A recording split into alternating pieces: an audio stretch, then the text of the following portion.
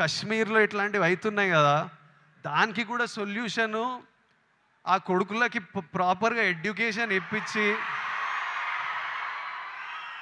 ఇట్లా brain wash కాకుండా ఏం సాధిస్తారో నేను చెప్తున్నా. కశ్మీర్ ఇండియాదే, కశ్మీరీస్ మనోలే. నేను 2 years బ్యాక్ ఖుషి అప్పుడు కశ్మీర్లో షూట్ చేసిన. నాకు ఎంత మంచి మెమరీస్ ఉన్నాయో వాళ్ళతోని.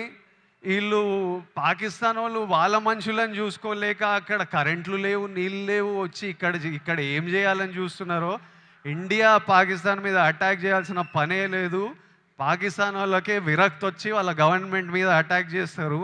ఇట్లనే కంటిన్యూ అయితే అసలు 500 years బ్యాక్ ట్రైబల్స్ కొట్టుకున్నట్టు వీళ్ళు బుద్ధి లేకుండా, మినిమం కామన్ సెన్స్ లేకుండా చేసే పనులు. మనము we should stand united as people,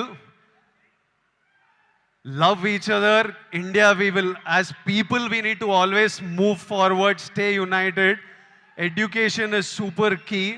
మన ఇంట్లల్లో మనం హ్యాపీ ఉండి, మన పేరెంట్స్ హ్యాపీ ఉండి, మనం హ్యాపీ ఉంటేనే ప్రోగ్రెస్ అవుతాం. అందరూ హ్యాపీగా